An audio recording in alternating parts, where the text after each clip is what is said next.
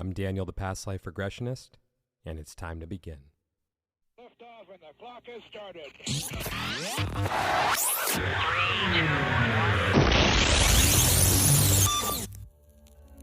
This is Timeless Spirituality.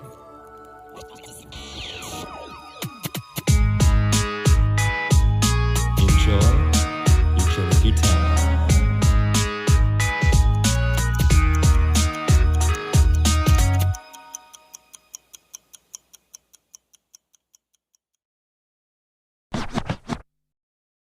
Hey everyone, welcome back to Timeless Spirituality. For this week's episode, we are going back to one of the earliest episodes I recorded, yet it's an unreleased one, so it's brand new for you guys. And it's, I think it's cool. It's a little different than anything you guys have heard so far. It's past life related, it's parental lineage related, it's forgiveness related. It's a jam. It's a good one. I think you guys are going to enjoy this. And I just want to give a shout out to my buddy Christian, who is my guest for today. And I want to thank him for being so patient, for waiting over a year for this episode to come out, because I wanted to make it part of a series that I was going to have with him. And, well, let's just say it wasn't the right time to release one of the other episodes. So, yeah.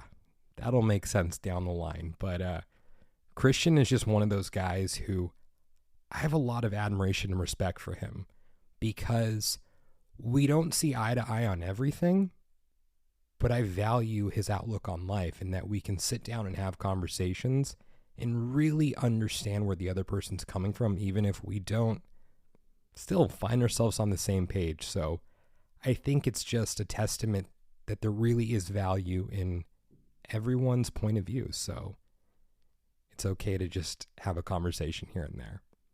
So I hope you guys enjoy this one. And if you would like to book a regression with me to discover who, when, and where you have been throughout time, you can reach me on Instagram at The Past Life Regressionist, or on my website, thepastliferegressionist.com. And now it's time to begin. Christian, thank you so much for being here. Thank you, Daniel. It's an honor to be here on your podcast. Thanks for having me. I'm happy to have you. So before we jump in, want to tell everyone a little bit about yourself? Sure. I'm a 28-year-old astrologer out of California, and I've been an astrologer for the last 10, 11 years. I've been doing it professionally, charging people for my services for the last 4 to 5 years. And I got into it right around the age of 18, 17, when I was wrapping up high school and getting ready to go get a job and getting ready to, move out and get my life going. And then as this preparation for, starting my adult life was happening, I started to realize something that I really couldn't avoid anymore. And that was that I really didn't know who I was. So I was kind of a mystery to myself, and I wanted to know who I was. So I went on a journey, did some research into psychology. I took all the personality tests I could find. And long story short, it didn't do it for me.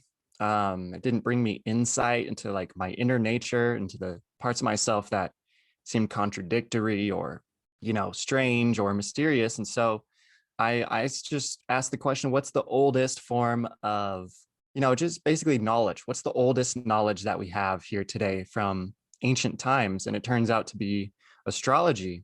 It's so old we can't even date it, really. We can't trace the origins.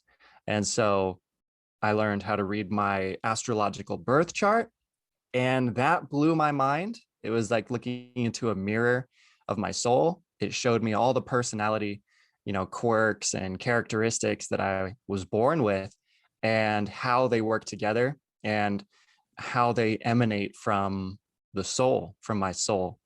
So that was mind-blowing for me. It brought me face to face, not only with my personality, which is what I was really looking for, but it also brought me in face to face with my soul. And so ever since that time in my life when I gained this valuable insight into who I was, it was exactly what I was searching for.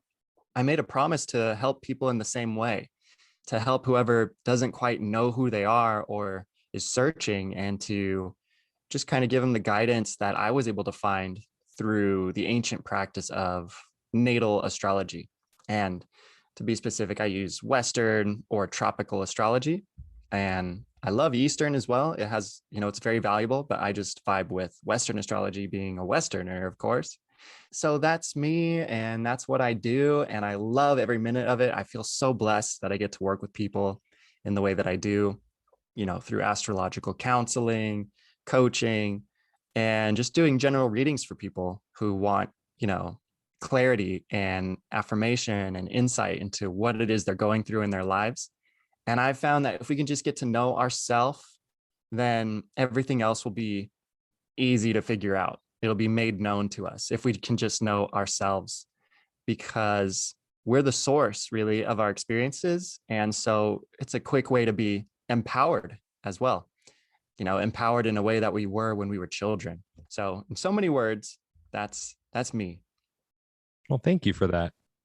And before we really jump into the past life portion of the talk, I want to give you a shout out and thank you, because while your session, of course, was first and foremost about you, there was something that I took away from it, which was we'd spent a couple hours speaking beforehand.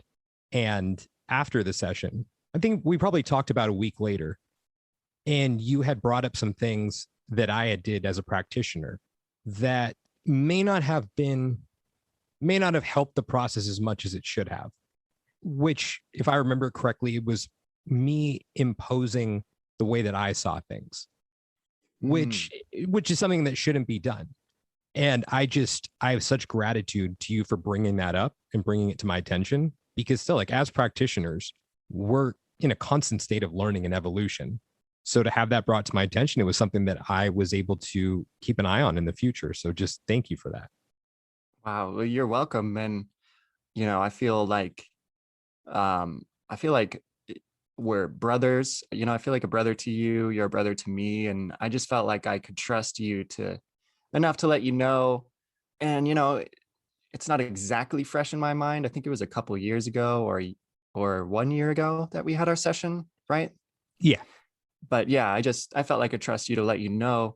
I think we had like a slight disagreement in the beginning or something, and maybe it was about politics or something, and it did kind of undermine, I think, the trust, which is deeply required for the amazing experience that you provided, going into hypnosis and going into past life regression, that I was aware of the slight, shift or the slight distance maybe that was created, which affected the experience. And I'm just sensitive to it myself, being a counselor and trying to maintain the trust of my clients. And it wasn't anything massive. I think I made that clear to you. Hey, this wasn't massive. It was just a little thing that came up. But thanks for honoring that and appreciating it. And I think it just speaks more into what an amazing guy you are to work with, that, you're willing to take criticism as well as praise and with a level-headed way. And, that's the Taurus in you right there that I love so much, that grounded and serene way to receive. But thank you, man. Well, we could get in a competition right now to keep praising each other. So I appreciate that. And just thank you for that, because I think it's made me a better practitioner. Well, at least I would like to believe that that's the case, that I'm better off for it. Well, I mean, I don't see why I wouldn't be better off for that, because it's just something that needed to be brought to my attention. So just thank you for that. And that's awesome. I'm far from perfect, and I'm going to be learning with every single session that I do. And I think it's important for us as practitioners to be in a constant state of growth and evolution. Right. Absolutely. Yeah. There's a quote, I forget who quoted it, or maybe it was just something I read, that, the first step to helping your clients become better is making you better. When we work on ourselves, that's the quickest way to help others become better. So it's amazing. I wish I could add something, but I think you got it there. So thank you for that. All right. So past life stuff. One of the things I always tell people before a session is to go in without any expectations, because however you think a past life regression is going to go, it never ends up going that way. With Right. that said, was it what you expected it would be? Yes and no. I had readings done by one particular one. I had a reading done by a well-known, well, I don't know if she's well-known, but she was a psychic and she was known. She would work with the police department and help them find missing people. And I was lucky enough to be in the same room as her and have a reading with her. And she told me some of the things about my past lives, because that's what I was asking her about. So the things that she had told me that I had gone through were some of the scenes that I had kind of seen in my imagination or in my intuition. And when I did the session with you, it brought those situations to light. It was actually, I was able to be an experiencer of those past life situations rather than just an imaginer of them, which was really, really cool. So it did validate what I had already heard and had read to me. But also, of course, there were these elements that I was not expecting at all and would have never even imagined. So it was definitely a new experience, and it was not what I expected, but I try not to have expectations in life. I just like taking each moment at a time. So no, not what I expected. So, how was the experience for you? What came up? For me, it was very interesting and unique, and I had never had anything done like that before. Making my Aquarius rising very happy right now. Oh yeah, well, I have Aquarius rising too. That's why we get So, along. oh yeah.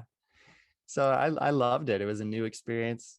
Um, I like how it challenged me to relax and to undergo the hypnosis process and allow myself to see what would come up. It was an amazing experience to see what would arise, but also it was an amazing exercise in intuition and allowing my intuition to unfold, in my soul, to show me the meaning of these past experiences, which were the seeds of the experiences that I'm having in this life. The effects of this life have causes that go way back. And so it was very constructive to be able to see these past life images and experiences and to experience these emotions of these other characters that I've played. And it was overall a very trippy experience, but very practical and constructive in the way that it allows me to understand what I'm going through in this life and also finalize it. So I think that is pretty invaluable. And so for me, I'm eternally grateful for the experience, Daniel. Well, thank you for that. Are there any parts of it that you'd be comfortable sharing, like how it impacted you in the here and now?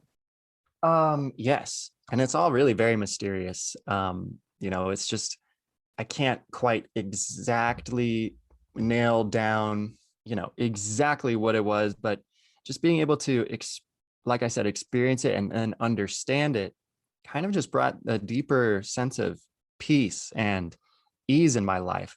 After the experience, I will say this, I did notice less of a seeking outward for maybe validation, or this inner emptiness was able to be filled in a certain way just by understanding myself and my story and being able to release and let go of whatever momentum from the past lives was causing me to hold on in this life. And I'm trying to think of a specific thing I could share. Well, let's go with the seeking outward, if you're okay with that. Mm-hmm. Like, how did it look for you before the regression? Like, how were you seeking outwards instead of inward? Just really in very subtle ways. Let's see. I guess the seeking itself was really more of a feeling, feeling like I remember one thing that came up in the past life regression was a something that had happened to my wife at the time, and in that life left me feeling empty or responsible for what had happened to her. I think she had died and I had lost her. And I think I put that on myself. And so kind of like in this life, it translated into maybe wanting to care for, the females in my life, like my mother or the women I have dated. And just it added in these strange dynamics, of maybe, not wanting to lose them, or maybe just trying to manage situations too much because of this past and deeply embedded fear of loss, or maybe guilt of what I had lost in the past. So it's hard and it's strange to bring words to this, but because they are deep underlying psychological unconscious drives and feelings. And the general experience after the reading was, or the regression was, a kind of a smoothing out, of these things, and just a general, peace about life, and realizing it wasn't my fault what had happened, and I don't have to manage things so intensely in this life. And really was incredible. Well, thank you for sharing that. So I guess after that, when you were, well, I guess if you were looking outwards before, then by proxy, were you looking inwards? Right. Yeah. Yeah. And I've always looked inward to a degree in my life, but there's always degrees. There's degrees of, us looking outward and inward. And your regression really just helped me to look more within, more within. And when you made that shift, what was it that became, let's just say, lighter for you because you were looking inward instead of outward? Let's see, what became lighter was just mainly a general, sense of ease. I'm able to experience more in my relationships. What's hard for me to pin down about it is the main transformation in my life, Daniel, took place in spring of 2020 when I went and forgave my parents. I finally had the spiritual teacher show up in my life that explained that if you forgive, which is what I thought I had always done, because I had always forgiven in my heart, but I don't think I had ever verbally forgave my parents, just for any imperfection that they demonstrated in raising me, which caused me to become angry as a child. And then that anger gets carried over into adult life. And I always wanted to be patient, but whenever anger would arise, it's kind of the opposite of patience. So my life truly has changed since I forgave my mother and father and verbally told them that I forgive them.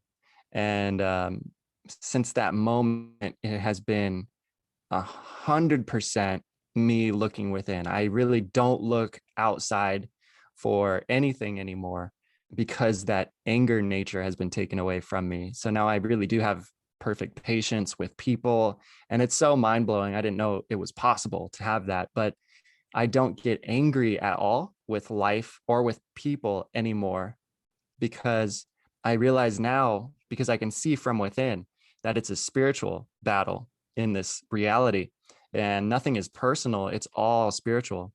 And we really can't help ourselves. We're not in control of anything. We can't make anything happen. We can't even change our own selves, but we can be changed when we let go of things. And the ultimate let go was that forgiveness. So I just share that to let you know a little bit about me and what the number one turning point for me has been in my whole entire life. And so now I really do have perfect peace. And I understand if people don't believe me, if they don't buy that, that's totally understandable. I didn't know it was possible.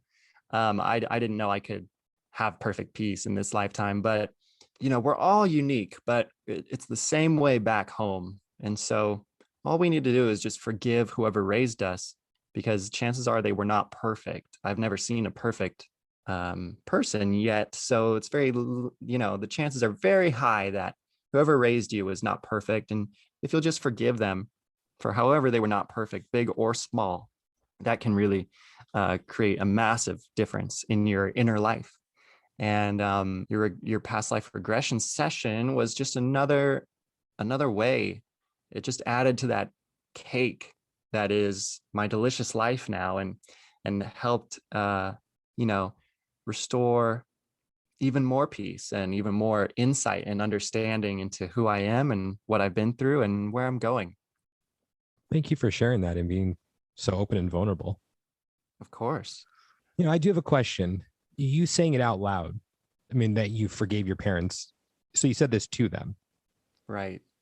What do you feel it was about saying it out loud that really solidified it as opposed to just forgiving them internally? Like, what was it about the act of doing it that shifted things for you? Oh, I love that question, because it really is the thing that will set you free, because we can forgive in our heart all day long. But the most blunt way that I could put that is it's the coward's way out. If you have forgiven them, but you haven't told them that yet, the reality is you have not forgiven them. Because our word is creative, right? And that's the main thing. Your word is creative and the truth will set you free. And so in the moment that we became angry with them, we also became afraid. We find that underneath that layer of anger is fear. And prior to the trauma, as children, we had perfect trust with life. We were just open vessels, perfectly trusting life without thinking about it. And that is living from the heart. So you have courage from that place. Courage comes from the heart. It's the lion, it's the heart, it's courage, and it's perfect love, because perfect love casts out all fear. And so when you verbally express to your parents, to those big people who at one time you were totally helpless to, if you'll express to them, I forgive you, I apologize for resenting you, it's wrong for me to judge you, because hate is judgment and resentment is hate and anger is hate. So I'm sorry for being angry with you. I forgive you. And you don't have to rehash the details. You don't have to go over it all. You just have to let them know that you forgive them. Something magical really does happen. Something transcendent and supernatural occurs when you tell them. And namely, what happens is you get your courage back. That's the moment when courage comes back and the anger, which is really fear, leaves, and you get your power back, you get your innocence back, and you return to love. Because what I needed to know was that anger has no love in it. And then, when there's no anger, there's no fear, and you can just tell the truth. And that's been the most amazing thing that I've seen. I can just tell people the truth now, people in my family, friends, or whoever, and I have no fear about the response. But something that is amazing is how they'll receive it, because they can tell I'm not angry about it. They can tell that I'm not judging them. And that's what judgment is. It's being angry. But I'm not angry with anybody. Anybody can live how they want to live, and it doesn't make me angry. I don't judge it. But I can discern what is right and wrong, and I can own what I think is right and what I think is wrong, and I can tell the truth about it without the anger. It's pure love. And on some level, people can sense that. And so that's, I think, the value in saying it verbally is you get your courage back. Because when we were children, we became afraid of our parents on some level. And as adults, we have to overcome that fear. And the amazing truth is that you can overcome that fear by forgiving them. I agree with you. I agree that there is something very powerful in the act of saying it verbally. But I'm going to need your help with something here, because Yes. I'm just imagining once this is released, I'm going to get an email from someone, or someone's going to send me a DM saying, my parents have passed away. Mm-hmm. So I don't have the opportunity to vocalize it to them. Does that mean I'm stuck with it forever? So what would you say to someone in that situation? Right. That's another amazing question, Daniel. I say to them, if they're not alive on earth anymore, that means they're alive in your heart. So they reside in your heart. So you have direct communication with them. And what you need to do is get to know yourself. So here's a powerful principle. We become just like whoever we resent. That's why we are essentially in hell when we have that resentment, because we're not ourselves. So I can't say why this happens, but we become what we hate. I would say it's karma. I think it's a universal mechanism because I think it's set up that way so that hate will always lose and love will always win. See, when you return to love, you're returning to yourself, who you truly are, your center. And when you have anger, you're just like whoever you're angry at or whoever caused you to be angry. And so if you get to know yourself, and if you realize, I don't want to be my mom, I don't want to be my dad, I want to be myself, then just see that maybe there's certain ways that you can notice you've become just like them. And that will cause you to want to forgive them. So if you get to know yourself, that's step one, know yourself, and realize there's certain things you do that you just can't help doing. Maybe you do things you said you would never do again, and you notice yourself doing it. Well, that's because we live in a spiritual reality. And in the same way, your parents did things that they didn't want to do, but they couldn't help it. They were driven by something beyond them, something spiritual. And they either, if they traumatized you, if they didn't act the way you wanted them to act, maybe they just didn't have love. And so they couldn't help it because their parents didn't show them love as well. However it looks for you.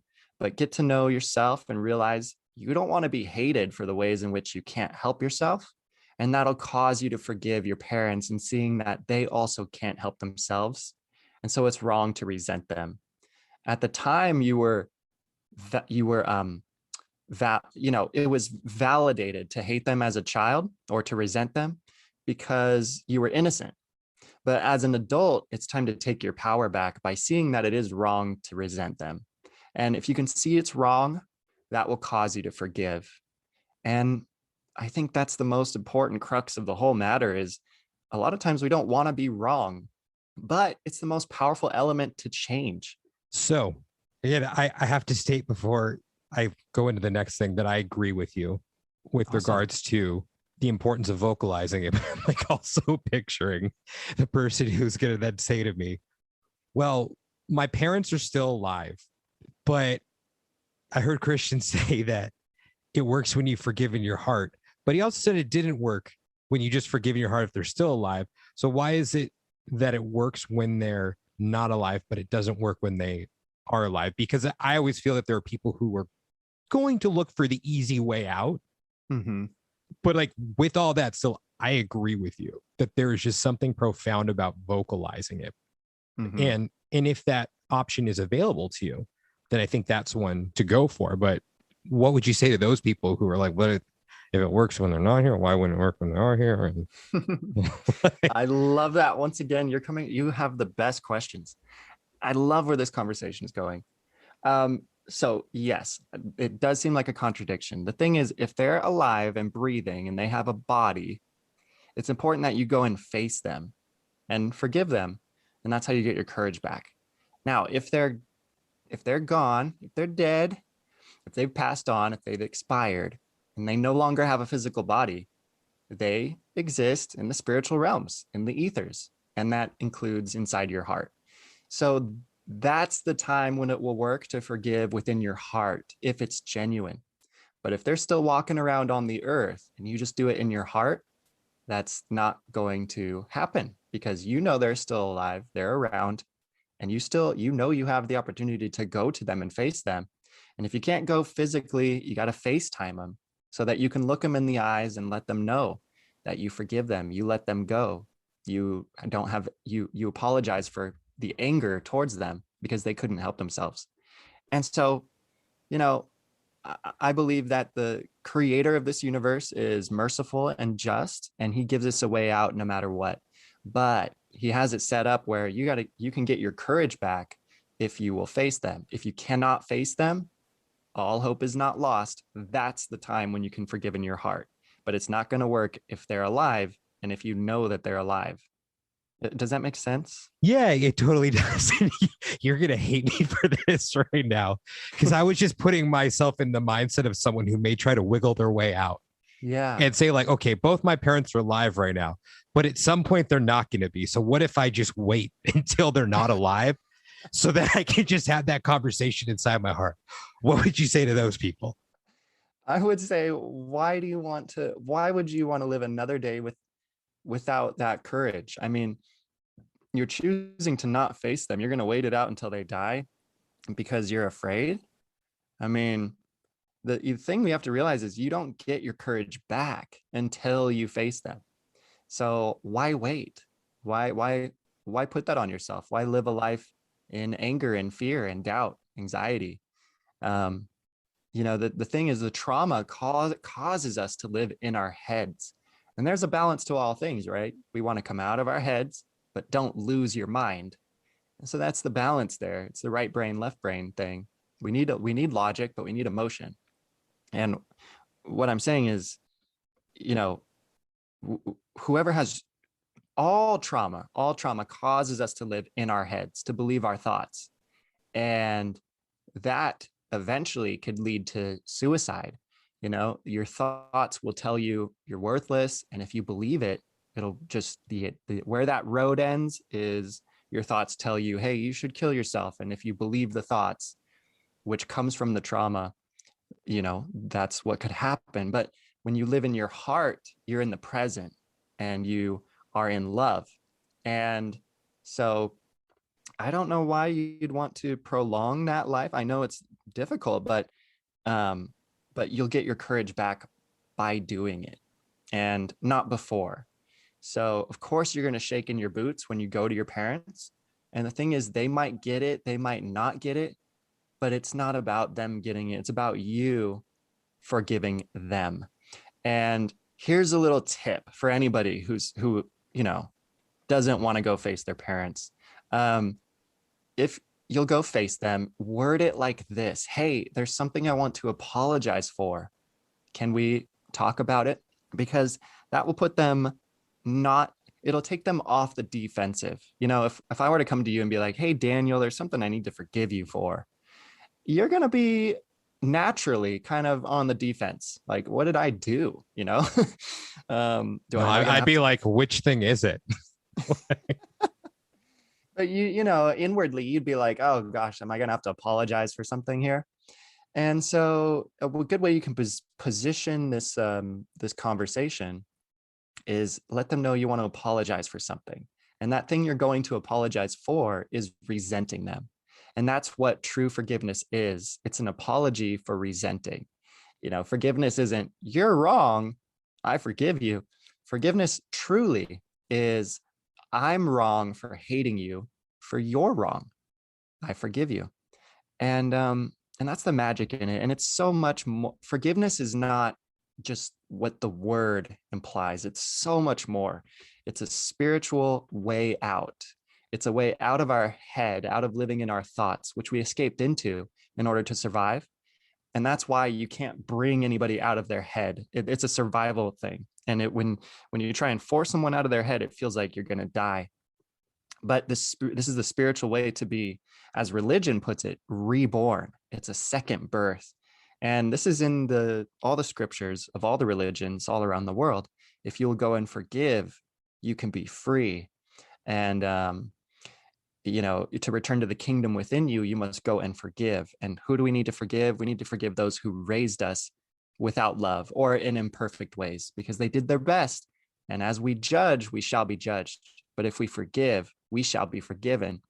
So it's a spiritual thing. And, I could try to explain it all day, but if you can see, and it's really about seeing, because seeing will cause you to be free. If you could see what this anger is doing to you, and if you can see that it might benefit you to be free from it, and if you can see that it's wrong to judge another human being, including mom and dad or whoever raised you, then go forgive them and just watch, just see what happens. What do you have to lose? Thank you for covering all those bases. I appreciate that. Oh yeah, I love to do that.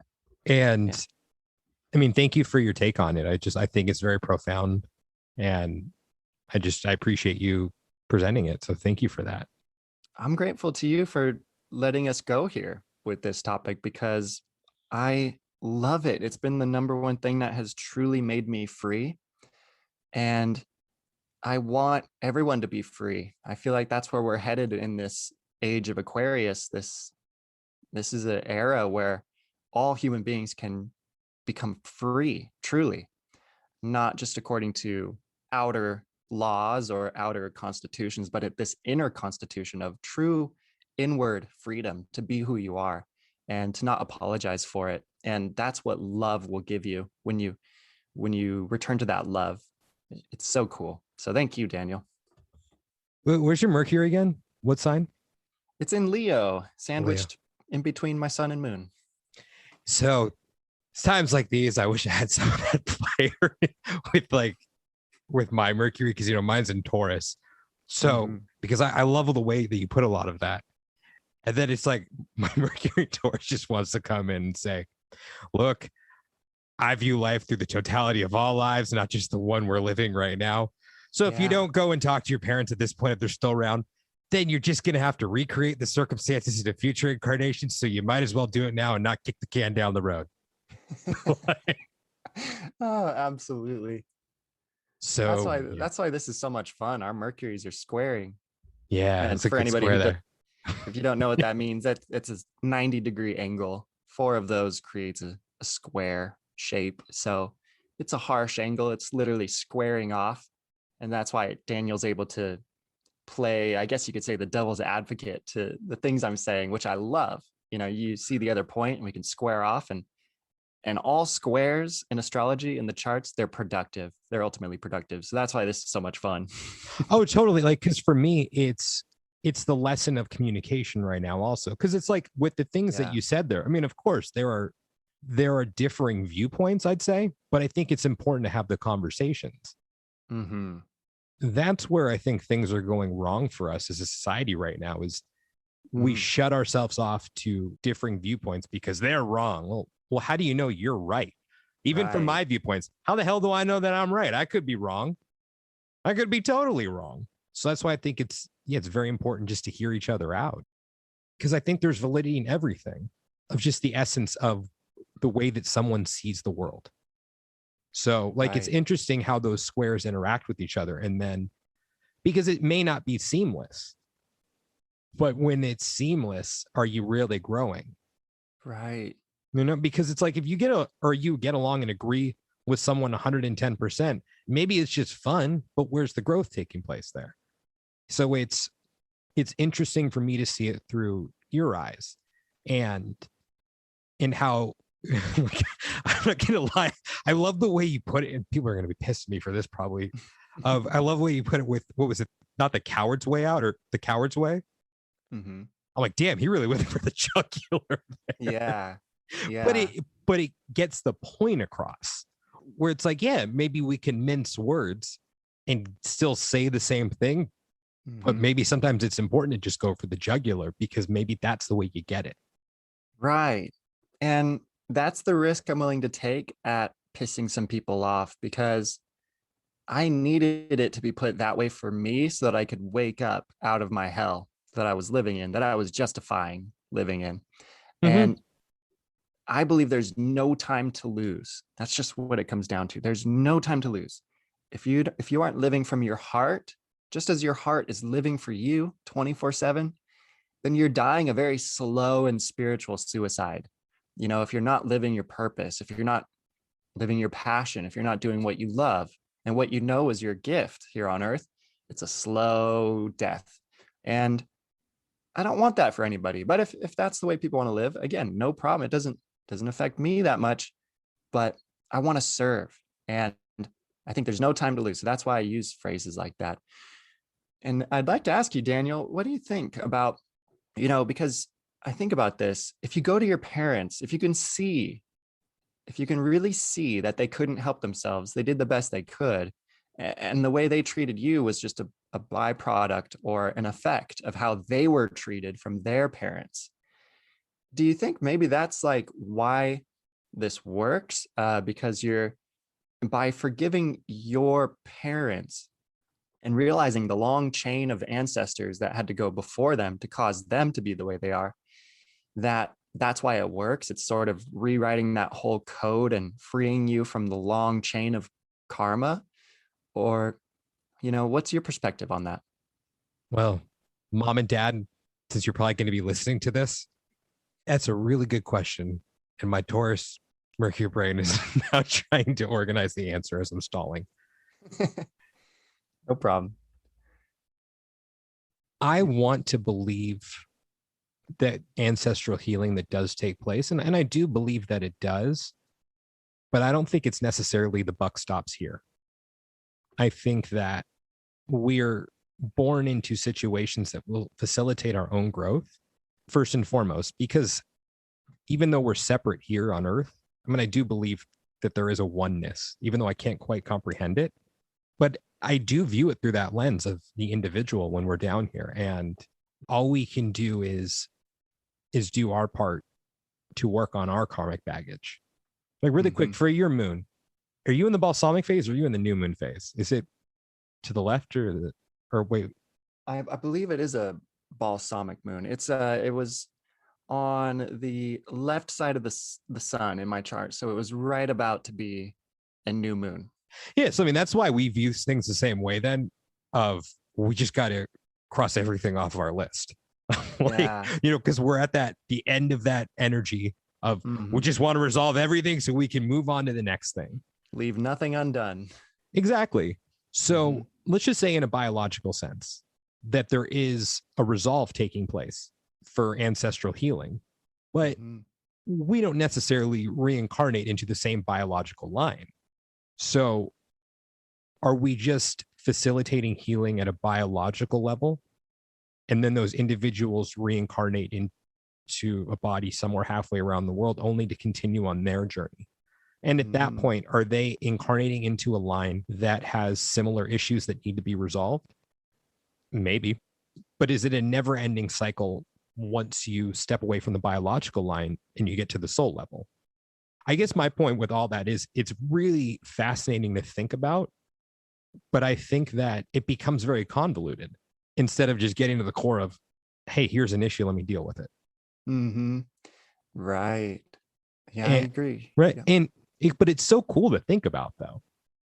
Yeah, it's amazing to think about. It's even more amazing to experience, which is why even if you're listening to this and you don't know what you're forgiving them for, I say just go do it, because exactly, you'll have the spiritual sight afterwards. And that's what I've heard a lot of people say. They go, I just went and I just forgave. I knew I needed to forgive. I didn't know what for. They seemed like great parents to me. But after I forgave, I started to see the things there's the little things that happened in my childhood that caused me to fall away from my heart, from my innocence, from my courage. And as you were talking, it made me think of this. I mean, would you say that we want to honor our ancestors, that would be the right thing to do? I do agree with that statement. So wouldn't it be a huge dishonor to resent their children being your mom and dad? As the child, it's easy to resent mom and dad. But when you think of your mom and dad as the children of your ancestors, doesn't feel so right to hate them anymore, to resent them, which is to judge them. It seems like the quickest way that we can honor all of our ancestors and really clear that line is by honoring our parents in this lifetime, which just means don't hate them, don't judge them, because they do their best. What do you think? Oh yeah, I definitely agree with that.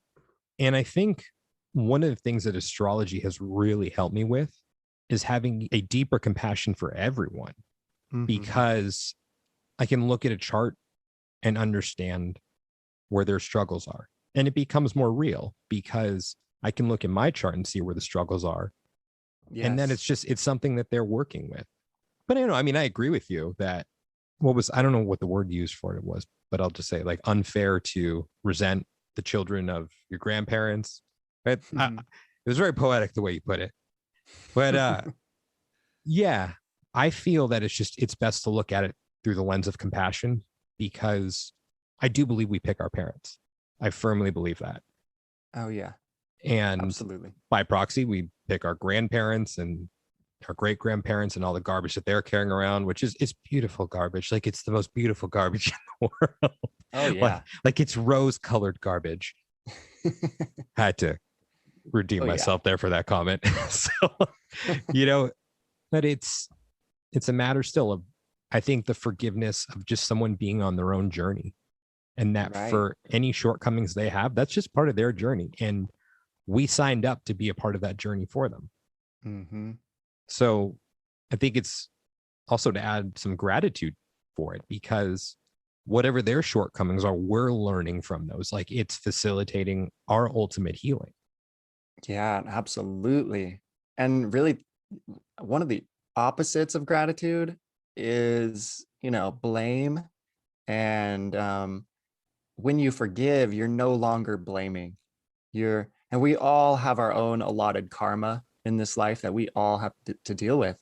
And I think the surest way to really deal with the karma, at least to view the karma not from a place of blame and shame and victimhood anymore, but from a place of empowerment and of truly acceptance, is to forgive. It just seems to be that way to me. You're forgiving the karma of your parents, which caused them to act that certain way. And you're forgiving, really at the deepest level, you're forgiving yourself as well.